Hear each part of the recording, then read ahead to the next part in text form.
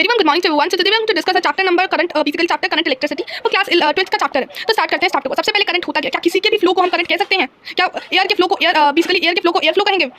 Simple है। अगर किसी भी फ्लो को हम करंट नहीं कह सकते। जैसे कि the rate of direction of flow of charges is called as electric current. मतलब जैसे किसी भी rate of flow of charges या फ्लो ऑफ इलेक्ट्रॉन्स को ही हम बेसिकली करंट कहते हैं। हम सबको पता है करंट क्या है। करंट एक स्केलर क्वांटिटी है। Current moves with the direction of positive charge. जो करंट होता है बेसिकली वो पॉजिटिव चार्ज के डायरेक्शन की तरफ मूव इट आउट करता है। अगर मैं बात करूं डायमेंशन, डायमेंशन करंट की एम्पियर से रिप्रेजेंट करते हैं और वेक्टर लॉ ऑफ एडिशन हमारा करंट फॉलो नहीं करता है। अब करंट को हम दो हिस्सों से पढ़ते हैं। एक इंस्टेंटेनियस करंट होता है और एक एवरेज करंट होता है। अगर मैं इंस्टेंटेनियस के बारे में बात करूं, ये कुछ भी नहीं है। जब डेल्टा क्यू और डेल्टा क्यू अपॉन में डेल्टा टी आ जाए, मतलब छोटा चेंज आए, स्मॉल चेंज आए। और इन एवरेज करंट के बारे में बात करूं, डेल्टा क्यू अपॉन में डेल्टा टी, जिसमें बड़ा चेंज आए। अगर मैं बात करूं इन और आर्ट के कॉन्सेप्ट से हमें पता लग जाता है कि हमें इंस्टेंटेनियस फाइंड करना है और एवरेज फाइंड करना है। बेसिकली टाइम पे डिपेंड करता है। अब बहुत से बच्चों को जैसे इंस्टेंटेनियस का पता नहीं, मतलब एक पर्टिकुलर टाइम पे आप कौन सी चीज कर रहे थे। फॉर एग्जांपल मैं आपको पढ़ा रही हूं अभी, एक सेकंड में मैं आपको क्या पढ़ा रही थी, एक मिनट पहले, वो बेसिकली कहते हैं इंस्टेंटेनियस स्पीड, मतलब पर्टिकुलर स्पीड। अब जो slope of charge time graph है वो हमें करंट देता है। Slope of charge time graph हमें